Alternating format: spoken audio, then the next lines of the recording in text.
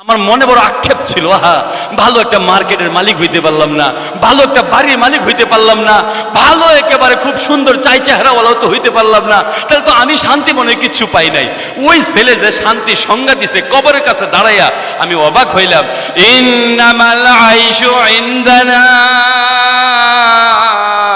হুজুর আমি শান্তি বলতে যেটা বুঝি সেটা হলো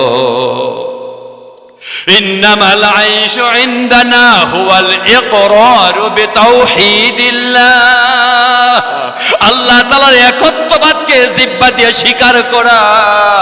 লা ইলাহা ইল্লাল্লাহ, সবাই বলেন লা ইলাহা ইল্লাল্লাহ, লা ইলাহা ইল্লাল্লাহ, লা ইলাহা ইল্লাল্লাহ মুহাম্মাদুর রাসূলুল্লাহ।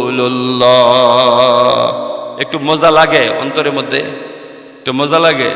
ওই ছেলে বলছে আল ইকরারু বিতাওহীদিল্লাহ ওয়াল উকুফু বিফানাইল্লাহ, আল্লাহর জন্য নিজের ভিতরের যে রূপ সুখ আছে এগুলা ফানা করে দেওয়া। ওয়া তালাজ্জুজু ওয়াল খুদুউ বাইনা ইয়াদাইল্লাহ, সকাল আর সন্ধ্যা নাই যখন আল্লাহ তাআলা ডাক দেন আল্লাহ তাআলার সামনে মাথাটা ঝুঁকাইয়া দেওয়া। সকালে যখন বলে হাইয়া আলাস সালাহ, আসো নামাজে আসো, আস-সালাতু খায়রুম মিনান নাওম, কেন ঘুমায় রইছো, আসো না একটু সিজদা দাও না। আল খুদুউ বাইনা ইয়াদাইল্লাহ, আল্লাহর সামনে বিবেকটা নোয়া দেওয়া, এটা হলো শান্তি। আরেকটা শান্তি হলো আত-তালাজ্জুজু বিহালাওয়াতি মুনাজাতিল্লাহ, গভীর রাত যখন গভীর হয় আমি হতভাগা দুইটা হাত যখন আসমানের দিকে উঠাইয়া আমার গুনার কথা স্মরণ করিয়া আস্তে আস্তে যখন চোখের পানিগুলো আমি ছাড়তে থাকি তখন আমি শান্তি পাইতে থাকি। এই চারটা জিনিসকে শান্তি বলে। তাহলে আমরা যেটাকে শান্তি বুঝছি আসলে এটা শান্তি না অন্যটা শান্তি? আমরা যেটা শান্তি বুঝছি এটা একটা অশান্তি, এটা শান্তি না। ও বন্ধু এটা শান্তি না, এটা অশান্তি। ও বন্ধু তোমাকে যে পৃথিবীর মধ্যে বসায় রাখা হয়েছে চিরজীবন থাকার জন্য এই জগতে আসি নাই, চলেইতে যাব, বিদায় হয়ে যাইতেই হবে। বিদায় যেদিন হয়ে যাব আমার পর্দার অন্তরালের মা বোনেরা তোমরাও কান খোলা রাখিও, তোমরাও কথাগুলো শুনিও। বড় টেনশনের মধ্যে আছি, এই জন্যই টেনশনের মধ্যে আছি। এক একটা দিন যায় আর সকাল হয়, মনে মনে চিন্তা করি গতকাল তো আজকের দিনে চাইতে বেশি ভালো ছিল, ঠিক কি ঠিক না? মনে হয় এর আগের সময়টা এই সময়ের চাইতে বড় ভালো ছিল। ও মিয়া, এখন দিলের মধ্যে যে অন্যায় কল্পনাগুলো আসে, আমাদের মুরব্বীদের দিলের ভিতরে, তারা লেখাপড়া জানতো না, ভালো লেখাপড়া জানতো না, কিন্তু মানুষ হিসাবে আমাদের চাইতে তারা ভালো মানুষ ছিল। এখন তো দলিল উল্টায় ফালায়, কিন্তু তাদের জবানের এক একটা কথা দলিলের চাইতে ওরা শক্ত ছিল, ঠিক ঠিক না? আমার বাপ চাচা ময় মুরব্বী যারা আছে মনে করতে পারেন তারা ভালো করে লেখাপড়া জানে না, কিন্তু ভালো লেখাপড়া না, তারা লেখাপড়া কম জানতে পারে, কিন্তু তারা আমাদের চাইতে সন্দেহাতীত, তারা ভালো মানুষ ছিল। দৈনন্দিন আমাদের 2 নাম্বারই কমতেছে না বাড়তেছে? এটা অভ্যাস হয়ে গেছে একেবারে আপ টু ঘটন। এই জন্যই আমি বলছি আপনাদের, কি বলছিলাম জানেন? যে একসময় বলছিলাম যে এই যে ব্রিটিশ পিরিয়ড থেকে একটা সালামের সিস্টেম চলতেছে, কিভাবে জানি? ওই যে 3 আঙ্গুল দিয়া এভাবে স্যালুট দেয়, উচ্চারণ ভুল হলে বলে দিয়ে, আমরা ইংরেজি কম বুঝি, স্যালুট দেয়, আবার ডান পায়ে একটা থাবা দেয়, এরকম পায়ের দিকে একটা থাবা দেয়। আমি মনে মনে চিন্তা করছি যে ওইরকম স্যালুট দেয় আঙ্গুল দিয়া, আবার পা দিয়া দাবা দেয় জুড়ে, কারণটা কি বুঝাইলো?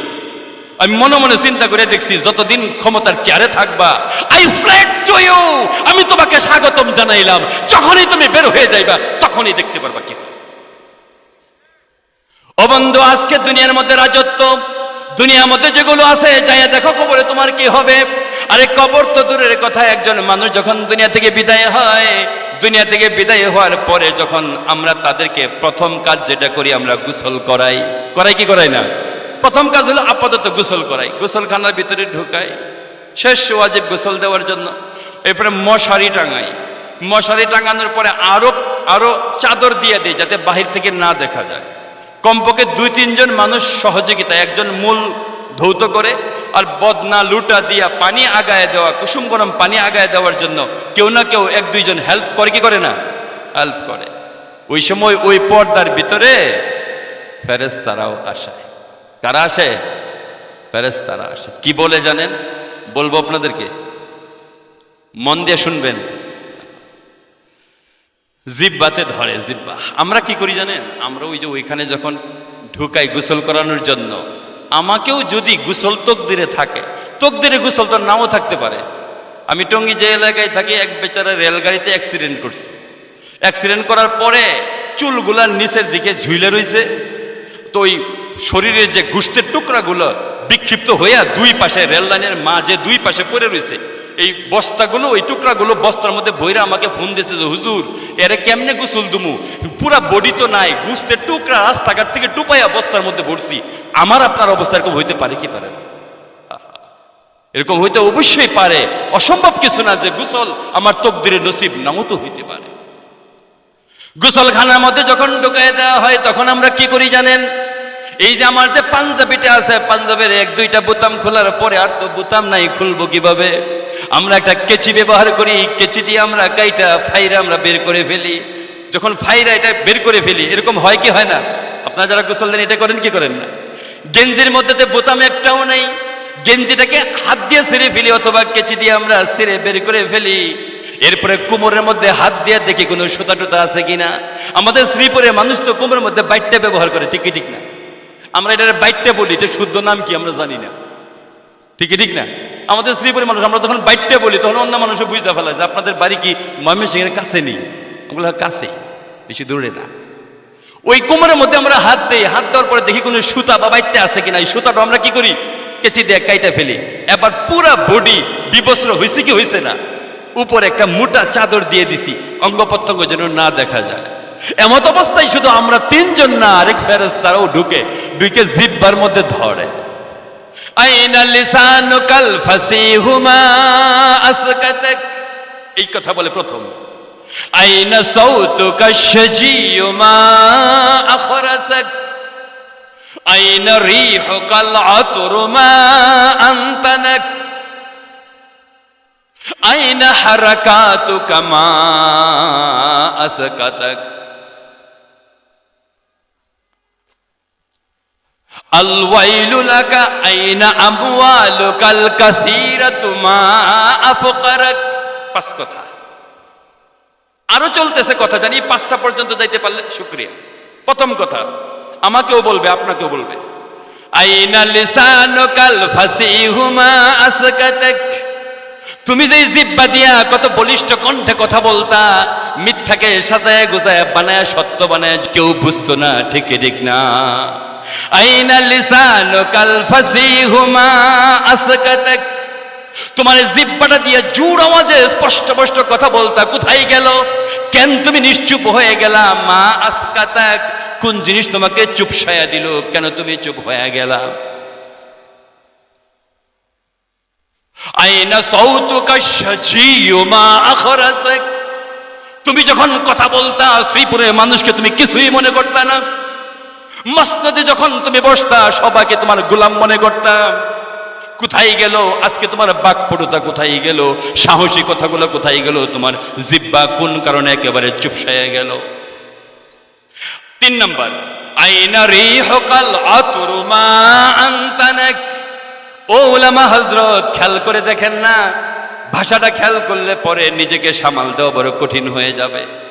আইনা রিহুকাল আতরুমা আনতানাক, তুমি যখন গাড়ি থেকে নামতা তোমার গ্রানে মোহিত হয়ে যাইত, সামনে পিছে চতুর্দিকে গ্রান চলতে থাকতো।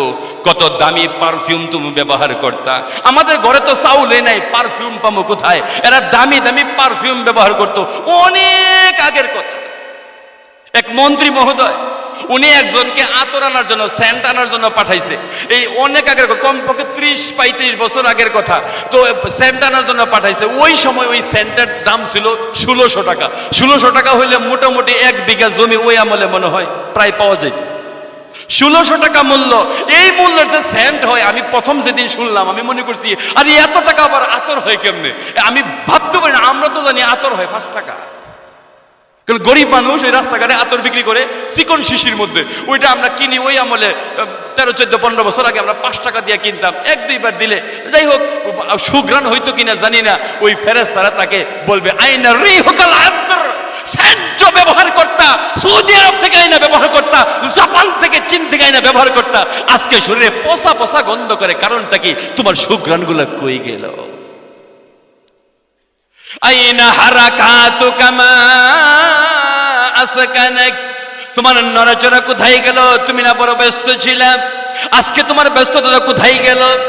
আইনা আমওয়ালুকাল কাসীরাতু মা আফকারাক, শ্রীপুর বাজারে না মার্কেট বানাইছো, শ্রীপুর বাজারে যা কয়টা ব্যাংক আছে, মাওনা চৌরাস্তার মধ্যে যা কয়টা ব্যাংক আছে, নামেও নামে তোমার স্ত্রীও জানে না কোন ব্যাংকে তোমার নামে অ্যাকাউন্ট আছে। তোমার নামে অ্যাকাউন্ট থাকলে যদি সার্চ করে তুমি ধরা পড়ে যাও, কোনোটা রাখছো তোমার শালীর নামে, কোনোটা রাখছো তোমার সন্তানের নামে, কোনো রাখছো তোমার আত্মীয় নামে, বন্ধু বান্ধবের নামে, ঠিক কি ঠিক না? কেউ যদি এবার যায় না ফেলায় কোন অ্যাকাউন্টে কত টাকা আছে, এই জন্য কোনোটা শালীর নামে, কোনোটা শালার নামে, কোনোটা ছেলের নামে বিভিন্ন জায়গায় রাখে কি রাখে না, ওই কথাই জিজ্ঞাসা করা হবে গোসলখানার মধ্যে ঢুকায়া। আইনা আমওয়ালুকাল কাসীরা, হোয়ার ইজ ইউর ওয়েলথ, তোমার সম্পদ কোথায় গেল? মা আফকারাক, কোন জিনিস তোমাকে ফকির বানায় দিল? আসলা তো আসলা, কবরের মধ্যে আসলা, কিছুই, তুমি তো গোসলখানার মধ্যে আসলা, কবরে এখনো ঢুকো নাই, কিন্তু এই জায়গায় তো খালি হাতে আসছো, কারণ এই পর্যন্ত পাঞ্জাবি, গেঞ্জি, ওই পরনের পায়জামা বা সেলোয়ার বা লুঙ্গি, আবার ওই যে সুতা বাইটটা যাই বলেন, এটা কাইটা একবারে মোটামুটি খালি বানায় ফেলাইছি কি ফেলাইছি না?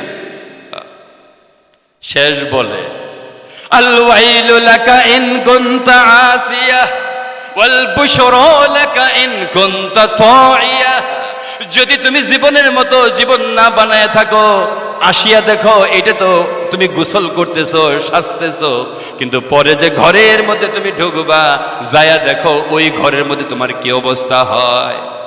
ওয়াল বুশরা লাকা ইন কুনতা তাইয়া, যদি জীবনের মতো জীবন বানায়া থাকো, যদি নবীজি মুহাম্মদের তরিকায় তুমি চলিয়া থাকো, তাহলে কবরের মধ্যে যায় দেখো কবরটা কি সাজে সজ্জিত হয়, তোমার এটাই হবে কবরের মধ্যে তোমার নিরাপত্তা। আমি বলছিলাম আখিরাতের 5টা জিনিসকে নিরাপত্তা বলা হয়, এর মধ্যে একটা হইল ইন্নাহু ইয়াতিহি মালাকুল মাউত বির রাহমাতি ওয়াল লুতফ, কারো কাছে যদি মালাকুল মউত যদি সুন্দর চেহারা, মায়া মমতা নিয়ে আসে, এটা হলো 1 নাম্বার নিরাপত্তা। 2 নাম্বার নিরাপত্তা জানি কি কি জানি বলছিলাম, মনে আছে গো মুরব্বীরা? ওয়ালা ইয়ারুহু মুনকারুন ওয়া নাকিরুন ফিল কবরি, আমার কথা না ভাই, আমার নবীজির কথা। ওয়ালা ইয়ারুহু, তাকে ধমকাবে না, মুনকারুন ওয়া নাকিরুন, মুনকার এবং নাকির তাকে ধমকাবে না, ফিল কবরি, কবরের মধ্যে। এটা হলো কবরের নিরাপত্তা, এটা হলো কবরের নিরাপত্তা।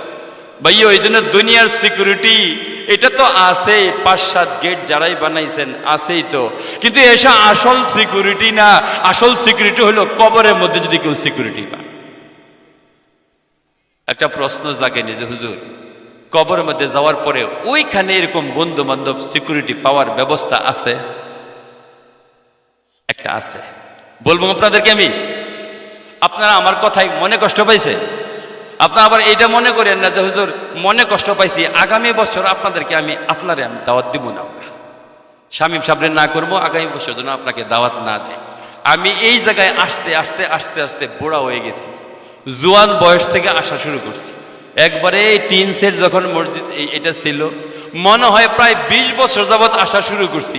1 বছর আসা বাদ দিছি, তাও আবার অনুরোধ করে বলছি শামীম ভাই দয়া করে আমার দিয়েন না, মানুষ আপনারে খারাপ বলবে যে এই শুকনা মানুষটারে প্রত্যেক বছর আনেন, কারণটা কি? আমি অনুরোধ করে তো গুসা করছে উনি। 1 বছর আমি কথা বলি নাই, তবু আমি এখানে আসছি। এইটা কোনো টেনশন না, আপনার মনে কষ্ট নিয়ে না, ওইটা কোনো টেনশন না। আপনার আমার আত্মীয়, আপনার আমার আপনজন, যদি দাওয়াত আপনারা নাও দেন, তবু আপনাদের খোঁজ খবর রাখা, আপনাদের এখানে আসা আমার হক হইতে পারে কি পারে না? হক হইতে পারে, আপনারা আমার আপনজন। ফাইজা মাতা মুমিনান, এবার বলি কবরের সিকিউরিটি কোথায়? এটা আমি মানা বললে আমার নবীজির কথা বলে দিলে ভালো হয়। ফাইযা কানা মুমিনান, তুমি যদি ঈমান নিয়ে কবরে যাইতে পারো, কানাতিস সালাতু ইনদা রাসিহি, নামাজ তোমার মাথার কাছে চলে আসবে, ওয়াসিয়ামু আইয়ামিনিহি, সারা জীবনের রোজা তোমার ডান পাশে চলে আসবে, ওয়াযাকাতু আইয়াসারিহি, সারা জীবনের যাকাত তোমার বাম পাশে চলে আসবে, ওয়াসসাদাকাতু ওয়াসসিলাতু ওয়া ফি'লুল মা'রুফ ইনদা রিজলাইহি, জীবনে যত ভালো কাজ করছো, ভালো ব্যবহার করছো, সমস্ত ভালো আচরণগুলো একত্র হয়ে পায়ের কাছে চলে আসবে। আর এই যে ছোট কবরটা, কবরের এক কোণার মধ্যে সারা জীবনের দুনিয়ার মধ্যে থাইকা আল্লাহ তাআলার পথে চলা একেবারে সহজ না, একটু কষ্ট হয় কি হয় না? এই শীতের সময় সকাল বেলায় ঠান্ডা পানিতে উজু কইরা আল্লাহকে সেজদা করা আসলে তো একটা কষ্টের বিষয়। আমার অভাব, ঘরে চাউল নাই, ডাউল নাই, এই সময় একটু হারাম খাওয়ার সুযোগ হয়েছে, ওইখান থেকে বাইসা থাকা একটু কষ্ট হয় কি হয় না? কষ্ট হয়।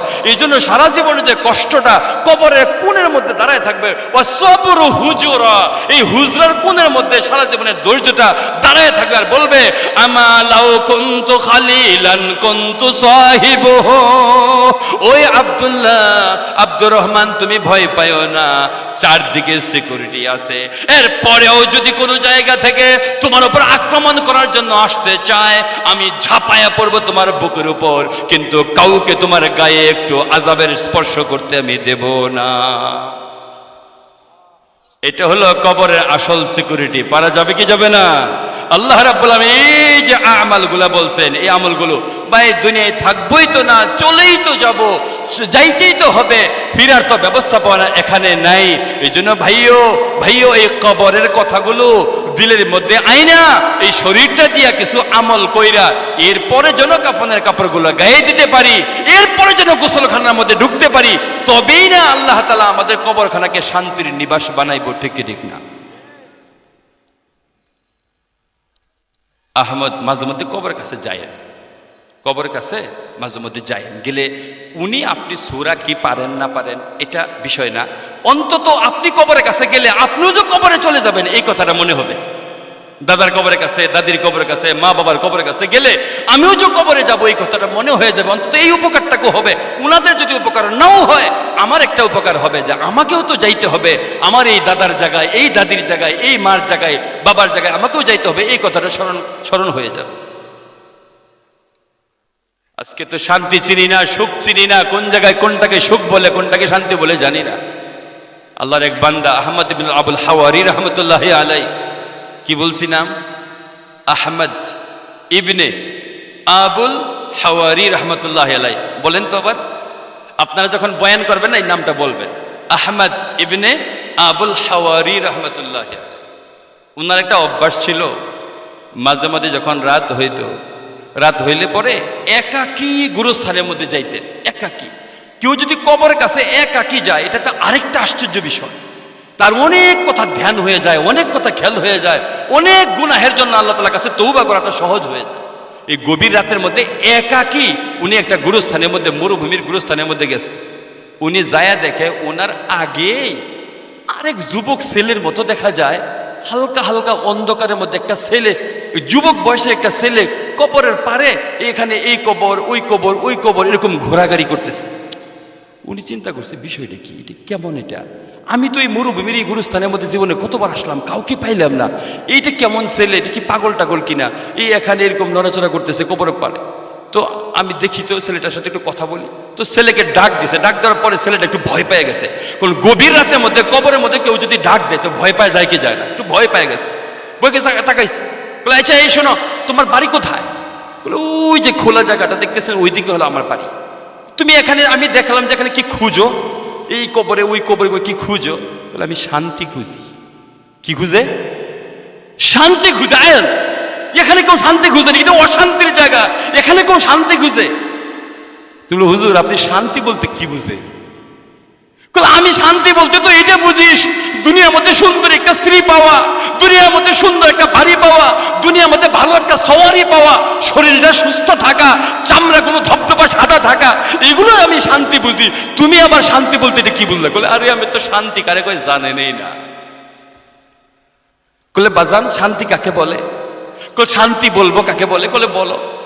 ইন্নামাল আইশু ইনদানা হুয়াল ইকরারু বিতাওহীদিল্লাহ ওয়াল উকুফু বিফানাইল্লাহ ওয়াল খুদুউ বাইনা ইয়াদাইল্লাহ ওয়া তালাজ্জুজু বিহালাওয়াতি মুনাজাতিল্লাহ। আল্লাহু আকবার। কেউ বাইরে থাকে না, সবাই বলেন আল্লাহু আকবার। ওই যে হাদিস একটা পড়ে শোনাইছিলাম না, ইযা মাতাল মুমিন, মুমিন যখন মারা যায়, তামান্নার রুজুআতা, সে চায় হায় হায় একবার যদি রূহটা ফিরিয়ে দিত আর জমিনের উপর যদি যাইতে পারতাম। কি জন্য আসতে চায়? ইল্লা লিয়ুকাব্বিরু তাকবীরাতান আও ইউহাল্লিলু তাহলিলা, অন্য কোনো উদ্দেশ্য না। জমিনের উপর যায় যদি একবার বলতে পারতাম আল্লাহু আকবার, একবার যদি বলতে পারতাম লা ইলাহা ইল্লাল্লাহ, তবু জীবনটা কামিয়াব হয়ে যেত। তাহলে এই যে একবার আল্লাহু আকবার বলতে পারা, এটা আল্লাহ তাআলার নিয়ামত কি নিয়ামত না? দেখেন শান্তির সংজ্ঞা দেয়। আমি প্রথম যখন এই কিতাবে শান্তির সংজ্ঞা পাইছি, আমার মনের সমস্ত দুঃখ বিদরিত হয়ে গেছে। আমার মনে বড় আক্ষেপ ছিল, ভালো একটা মার্কেটের মালিক হইতে পারলাম না, ভালো একটা বাড়ির মালিক হইতে পারলাম না, ভালো একেবারে খুব সুন্দর চাই চেহারাওয়ালাও তো হইতে পারলাম না, তাহলে তো আমি শান্তি মনে কিচ্ছু পাই নাই। ওই ছেলে যে শান্তির সংজ্ঞা দিছে কবরের কাছে দাঁড়াইয়া, আমি অবাক হইলাম। ইন্নামাল আইশু ইনদানা, হুজুর আমি শান্তি বলতে যেটা বুঝি সেটা হলো ইন্নামাল আইশু ইনদানা হুয়াল ইকরারু বিতাওহীদিল্লাহ, আল্লাহ তাআলার একত্ববাদকে জিহ্বা দিয়ে স্বীকার করা। লা ইলাহা ইল্লাল্লাহ, সবাই বলেন লা ইলাহা ইল্লাল্লাহ, লা ইলাহা ইল্লাল্লাহ, লা ইলাহা ইল্লাল্লাহ মুহাম্মাদুর রাসূলুল্লাহ। একটু মজা লাগে অন্তরের মধ্যে, একটু মজা লাগে। ওই ছেলে বলছে আল ইকরারু বিতাওহীদিল্লাহ ওয়াল উকুফু বিফানাইল্লাহ, আল্লাহর জন্য নিজের ভিতরের যে রূপ সুখ আছে এগুলা ফানা করে দেওয়া। ওয়া তালাজ্জুজু ওয়াল খুদুউ বাইনা ইয়াদাইল্লাহ, সকাল আর সন্ধ্যা নাই, যখন আল্লাহ তাআলা ডাক দেন আল্লাহ তাআলার সামনে মাথাটা ঝুঁকাইয়া দেওয়া। সকালে যখন বলে হাইয়া আলাস সালাহ, আসো নামাজে আসো, আস-সালাতু খায়রুম মিনান নাওম, কেন ঘুমায় রইছো, আসো না একটু সিজদা দাও না। আল খুদুউ বাইনা ইয়াদাইল্লাহ, আল্লাহর সামনে বিবেকটা নোয়া দেওয়া, এটা হলো শান্তি। আরেকটা শান্তি হলো আত-তালাজ্জুজু বিহালাওয়াতি মুনাজাতিল্লাহ, গভীর রাত যখন গভীর হয়, আমি হতভাগা দুইটা হাত যখন আসমানের দিকে উঠাইয়া আমার গুনার কথা স্মরণ করিয়া আস্তে আস্তে যখন চোখের পানিগুলো আমি ছাড়তে থাকি, তখন আমি শান্তি পাইতে থাকি। এই চারটা জিনিসকে শান্তি বলে। তাহলে আমরা যেটাকে শান্তি বুঝছি, আসলে এটা শান্তি না অন্যটা শান্তি? আমরা যেটা শান্তি বুঝছি এটা একটা অশান্তি, এটা শান্তি না। ও বন্ধু এটা শান্তি না, এটা অশান্তি। ও বন্ধু তোমাকে যেই পৃথিবীর মধ্যে বসায় রাখা হয়েছে, যেই পৃথিবী, যেই বিশ্বের মধ্যে, ব্রহ্মাণ্ডের মধ্যে তুমি বসা রয়েছো, বৈজ্ঞানিকদের ধারণা মোতাবেক 500 মিলিয়ন ছায়াপথ বা গ্যালাক্সি, 500 মিলিয়ন, 1 বিলিয়ন হলো 10 লক্ষ, 500 মিলিয়ন ছায়াপথের মধ্যে এই ছোট্ট বিশ্ব ব্রহ্মাণ্ড যেটা, এটা ভাসতেছে, এটা ওই জায়গার মধ্যে আছে। প্রত্যেকটা এক একটা ছায়াপথের মধ্যে 1 লক্ষ মিলিয়ন নক্ষত্র আছে, 1 লক্ষ মিলিয়ন নক্ষত্র আছে। এই এক একটা ছায়াপথের 1 লক্ষ মিলিয়ন, কম বেশি 1 লক্ষ মিলিয়ন নক্ষত্রের মধ্যে একটা নক্ষত্র হইল এই সূর্য। এই সূর্য পার ঘন্টায় কি বেগে চলে জানেন? প্রতি ঘন্টায় কতটুকু যায়? 6 লক্ষ মাইল। কয় লক্ষ মাইল? 6 লক্ষ মাইল যায় পার ঘন্টা। ও বন্ধু আমার, যে পৃথিবীটা দৌড়াদৌড়ি করতেছে, এই পৃথিবীটা প্রতি ঘন্টায় 1000 মাইল অতিক্রম করে। এই জন্য 24 ঘন্টায় দিন রাত হয়, 1 ঘন্টায় সে 1000 মাইল যায়, এই জন্য 24 ঘন্টায় 24,000 মাইল বেশটা সে অতিক্রম করে এরকম দ্রুত বেগে সে পৃথিবীটা দৌড়াইতেছে। কোন কোন গ্রহ যেটা আছে, কিছু কিছু গ্রহ তো আমরা চিনি, কিছু কিছু গ্রহ আমরা চিনি না। কিছু কিছু গ্রহ এরকম আছে ঘন্টা না প্রতি সেকেন্ডে 8 মাইল বেগে দৌড়াইতে থাকে। কোন কোন গ্রহ এরকম আছে, বিজ্ঞানীদের তথ্য কিছুটা সত্যও হইতে পারে, কিছুটা তথ্যের মধ্যে ভুলও থাকতে পারে। আমি আগেই বলেছি, একমাত্র নবীদের তথ্যের মধ্যে কোনো সন্দেহ নাই, নবীদের তথ্যের মধ্যে কোনো সন্দেহ নাই। কোন কোন গ্রহ পার সেকেন্ডে 8 মাইল, কোন কোন গ্রহ পার সেকেন্ডে 33 মাইল, কোন কোন গ্রহ পার সেকেন্ডে 84 মাইল বেগে চলতেছে। বলেন তো, এই যে এত দ্রুত চলতেছে কিন্তু একটার সাথে বাড়ি লাগে না, কারণটা কি? ঢাকা শহরের মধ্যে প্রায়ই ব্যস্ত রোডের মধ্যে অ্যাক্সিডেন্টের খবর পান কি পান না? অনেকটা পত্রিকায় আসে, ফেসবুকে আসে, কোনোটা আসে না। প্রতিনিয়ত অ্যাক্সিডেন্ট হইতেছে। 1 সেকেন্ড 1 মিনিটের জন্য ড্রাইভার অসতর্ক হইলে অ্যাক্সিডেন্ট হয়ে যায়, কিন্তু এইগুলা যে এত দ্রুত চলতেছে অ্যাক্সিডেন্ট হয় না, কারণ কি জানেন? বলবো আপনাদেরকে, খুঁজে পাবেন ওইখানে আল্লাহ তাআলাকে। ইন্নাল্লাহা ইউমসিকুস সামাওয়াতি ওয়াল আরদা আন তাযুলা। কিচ্ছু বলবেন না। এই আয়াত দেখেন না, কত আশ্চর্য আয়াত। ইন্নাল্লাহা ইউমসিকুস সামাওয়াতি ওয়াল আরদা আন তাযুলা ওয়ালা ইন যালাতা ইন আমসাকাহুমা মা মিন আহাদিম মিন বাদিহি ইন্নাহু কানা হালিমান গফুরা। মাশাআল্লাহ, আপনারা যে আল্লাহু আকবার বলছেন, আল্লাহ তাআলা যেন আপনাদেরকে কবরি জগতের মধ্যে পরিপূর্ণ শান্তিতে যেন রাখে। কারণ এই আল্লাহু আকবার বড় দামি। বুঝা গেল শক্ত হাতে হ্যান্ডেল করা হইতেছে, ওই শক্ত কুদরতি হাত কার? আল্লাহ। ইন্নাল্লাহা, নিশ্চয়ই আল্লাহ, ইউমসিকুস সামাওয়াতি ওয়াল আরদা, ওই ঊর্ধ্বলোক যা আছে, যত জগৎ আছে, 7 আসমান, 7 আসমানের ভিতরে যা কিছু আছে, ওয়াল আরদা, এবং এই জমিন এবং 7 স্তর জমিন যাই আছে না কেন, সবগুলাকে কে নিয়ন্ত্রণ করেন? আল্লাহ। আনতা ঝোলা, যেন হেলিয়া না যায়। যদি পথচ্যুত হয়ে যাইতো, একটা যদি আরেকটার সাথে বাড়ি লাগতো, তাহলে অবস্থা কি হইতো জানেন? ইজাস সামাউন শাক্কাত ওয়া আযিনাত লিরাব্বিহা ওয়া হুক্কাত। আছে কি আছে না? ইজা শামসু কুওয়িরাত ওয়া ইজান নুজুমু কাদারাত ওয়া ইজাল জিবালু সুয়িরাত ওয়া ইজাল ইশারু উত্তিলাত। একটা আরেকটার সাথে বাড়ি লাগলে যা হয়, এই বিবরণগুলো আল্লাহ তাআলা এই সমস্ত সূরায় দিয়েছে, যে একটা আরেকটার সাথে বাড়ি লাগলে অবস্থাটা কি হইতে পারে। তাহলে এগুলা কে নিয়ন্ত্রণ করতেছেন? আল্লাহ। এই জন্যই বাড়ি লাগে না। والشمس تجري لمستقر لها ذلك تقدير العزيز العليم। সূর্যের পথে চলতেছে, চাঁদ চাঁদের পথে চলতেছে। যেহেতু আল্লাহ তাআলা নিয়ন্ত্রণ করতেছেন, এই জন্য অ্যাক্সিডেন্ট হয় না। যে আল্লাহ তাআলা আসমান নিয়ন্ত্রণ করেন, যে আল্লাহ তাআলা জমিন নিয়ন্ত্রণ করেন, বলেন তো আমাকে নিয়ন্ত্রণ করেন কে?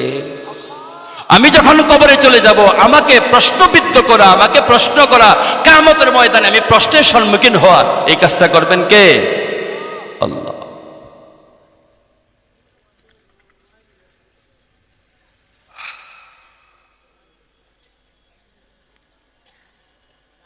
কথা সত্য, কথা সত্য কিনা? বিশ্বাস না হয়, কবরি জগতের অবস্থা দেখা তো আর যায় না। তো পুরাতন কিছু কবরও যদি থাকে, মাঝে মধ্যে কয়েক মাস হয়ে গেছে, এই সমস্ত কবরও যদি খনন করেন, যদি একটু ছিদ্র টিদ্র করেন, ছিদ্র টিদ্র করলে কিছু অবস্থা দেখা যাবে, যদিও আসল অবস্থাটা না, অন্তত শরীরের অবস্থাটা দেখা যাবে।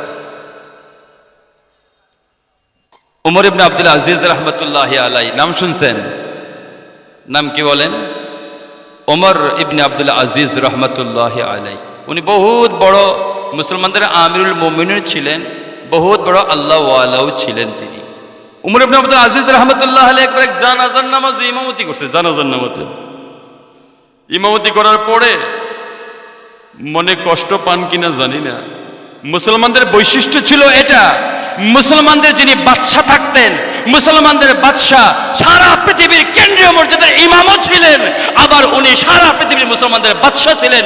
এটা ছিল সিস্টেম, কিন্তু কালক্রমে এটা হারাইতে হারাইতে অবস্থা এরকম হয়েছে, এখন বাদশাহ হয় যারা, এরা ইসলামের সাথে এদের কোনো সম্পর্ক থাকে না, আর এরা যারা আছে ইসলামের সাথে যাদের সম্পর্ক আছে তারা আবার বাদশাহ হইতে পারে না। হাজারো ষড়যন্ত্র লুকায়িত আছে, সব কথা বললে এই জায়গা থেকে নাইমা বাড়ি পর্যন্ত যেতে পারবো না। তো একটু জ্ঞানী মানুষের জন্য ইশারাই যথেষ্ট, ঠিকই ঠিক না? তাহলে আপনারা বুঝে নিয়ে বাস। বড় ভয় লাগে রে বাবা, না জানি কখন ধ্বংস হয়ে যায়, মনে হইতেছে কিয়ামত বড় নিকটবর্তী, আমাদের কাছে বড় ভয় লাগতেছে। দৈনন্দিন আলামত গুলা যেগুলো দেখা যাইতেছে, নীরবে নিভৃতে কাদা ছাড়ার কোনো উপায় নাই রে বাবা।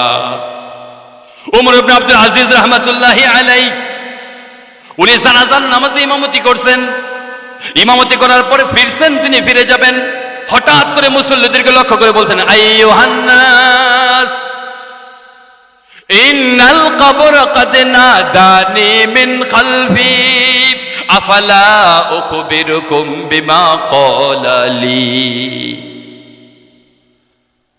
আমাকে মাত্র এই গোরস্থান যেটা আছে, গোরস্থানের মধ্যে আমি যে জানাজা আদায় করলাম আর এদেরকে কবরের মধ্যে রাইখে আমি যাইতেছি, মাত্র পিছন দিক দিয়া কবরে আমার একটু ডাক দিছে। বলেন আল্লাহু আকবার। ইন্নাল কবরা, আপনিও তর্জমা করতে পারবেন, উলামা হযরতের পক্ষ থেকে একেবারে মামুলি ব্যাপার। ইন্নাল কবরা কদ নাদানি মিন খালফি ইয়া উমর ইবনে আব্দুল আজিজ আলামা তাসআলুনি মা সানাআতু বিল আহিব্বা। আয় ওমর, তো উনি বললেন যে দেখো আমাকে কবরে ডাক দিয়ে একটা কথা বললো, এই কথাটাকে আমি তোমাদেরকে জানাবো। সবাই বললো কি বলেন, কবরে ডাক দিয়ে কথা বলছে, এরকম আশ্চর্যজনক বিষয় হলো এটা, এটা আবার শুনবো না কি করে, আপনি বলেন আমিরুল মুমিনিন, আপনি বলেন।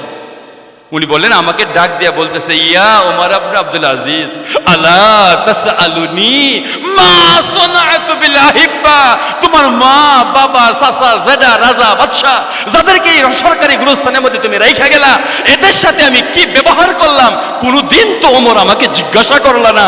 রাইখা তো গেলা তোমার বাদশার বাবা মা আপনজনদেরকে রাইখা গেলা, কি ব্যবহার করলাম একটা বারো তো তুমি জিজ্ঞাসা করলা না। বলে আমিরুল মুমিনিন তখন আপনি কি করছেন? বলে আমি কবরকে বলছি, ভাই তুমি বলো আমাকে কি বলতে চাও। উনি বলল যে দেখো আমি কি করেছি, নাযাতুল কাফাইন মিনাজ জিরাইন, নাযাতুল কাফাইন মিনাজ জিরাইন ওয়াজ জিরাইন মিনাল আদদাইন ওয়াল আদদাইন মিনাল কাতফাইন। অল্প লোকে আল্লাহু আকবার বলছেন। ওয়াল আদদাইন মিনাল কাতফাইন ওয়াল ওয়ারাকাইন মিনাল ফাখিজাইন ওয়াল ফাখিজাইন মিনার রুকবাতাইন ওয়ার রুকবাতাইন মিনাস সাকাইন ওয়াস সাকাইন মিনাল কদামাইন। এবার অর্থটা শুনবেন, কবর কি বলে, নাযাতুল কাফাইন মিনাজ জিরাইন, তোমার মা বাবা চাচা চাচি শ্বশুর শাশুড়ি যাদের মুরব্বিদেরকে তুমি কবরে রাইখা আসলা, আমি কি করেছি জানো, নাযাতুল কাফাইন মিনাল আদদাইন। কাফ মানে হাতের তালু, এই যে কবজা পর্যন্ত এই গুল অংশটাকে কাফ বলা হয়। একটা মানুষের শরীরে কয়টা হাতের তালু থাকে? দুইটা। ওয়াল কাফাইন মিনাল জিরাইন, এটাকে জিরা বলা হয়, এখান থেকে এই যে পর্যন্ত এটাকে জিরা বলা হয়। হাত বলতে আমরা এক হাত বলি না, হাত জিরা বলা হয়। ওয়াল কাতফাইন মিনাজ জিরাইন, দুইটা হাতের কবজাকে আমি বাহু থেকে আলাদা করে ফেলেছি। ওয়াল জিরাইন মিনাল আদদাইন, বাহু দুটাকে বাহু মূল থেকে আলাদা করে ফেলেছি। ওয়াল আদদাইন মিনাল কাতফাইন, বাহুমূল দুটাকে বাহুমূলকে কাঁধ থেকে আলাদা করে ফেলেছি। কাঁধ মানে কাঁধ, কাঁধ থেকে আলাদা করে ফেলেছি। কোন একটা পুরাতন কবর খুলে দেখেন তো, সমস্ত হাত যেভাবে তাদেরকে রাখছিলাম এরকম আছে না খণ্ড বিখণ্ড হয়ে গেছে, শেষ। কোনটা তো ওইটাও পাইবেন না। ওইটাও পাইবেন না। এই কয়দিন হইলো 15 দিন বা মাসখানেক হবে, একজনে ফোন করছে যে হুজুর দেশের বাড়িতে একটা বাড়ি বানানোর জন্য আসছিলাম। বলে ভালো কথা, বাড়ি বানানোর জন্য গেছেন। বলে যাওয়ার পরে কিছু দূর মাটি খোঁড়ার পরে কিছু হাড্ডি পাওয়া গেছে, যেখানে বাড়ি বানাবো ফাউন্ডেশন করে হাড্ডি পাওয়া গেছে, হাড্ডিগুলো করবো কি? আমি উত্তর দেওয়ার আগে আমার দিলটা কাইবা উঠছে, চিন্তা করলাম এটা যদি তোমার বাবার জায়গা হয়ে থাকে, এটা যদি তোমার দাদার জায়গা হয়ে থাকে, সম্ভাবনা আছে এই হাড্ডিগুলো তোমার পূর্বপুরুষের হাড্ডি। ঠিক কি ঠিক না? এটা পূর্বপুরুষের হাড্ডি। আল কাতফাইন মিনাজ জিরাইন ওয়াজ জিরাইন মিনাল আদদাইন ওয়াল আদদাইন মিনাল কাতফাইন। কবজা আলাদা করেছি হাত থেকে, হাত আলাদা করেছি বাহু থেকে, বাহুকে আলাদা করেছি বাহুবল থেকে, কাঁধ থেকে আলাদা করে ফেলেছি। আল ওয়ারাকাইন মিনাল ফাখিজাইন, দুইটা নিতম্বকে দুইটা উরু থেকে আলাদা করে ফেলেছি। ও বন্ধু, নিতম্ব কাকে বলে জানেন? বাংলা ভাষায় তো আপনারা কথা বলেন, আমরা যখন বসি যেই দুইটা শক্ত হাড্ডির উপর বসি, এটাকে আরবিতে বলে ওয়ারাক। একটা মানুষের শরীরে দুইটা হাড্ডি থাকে, এই জন্য আল ওয়ারাকাইন, দুই হাড্ডি। এটাকে বাংলায় বলে নিতম্ব। আল ওয়ারাকাইন মিনাল ফাখিজাইন, নিতম্ব দুইটাকে দুইটা উরু থেকে আলাদা করে ফেলেছি। ও মহিলারা তোমরা শোনো, তোমাদেরকে নিয়ে আমি বড় টেনশনের মাঝে আছি রে মা। বাজারে কি কাপড়ের দাম অনেক বাড়িয়ে গেছে? কাপড় কি অনেক শর্ট পড়ছে? কি হইলো তোমাদের? রাস্তাঘাটে তোমরা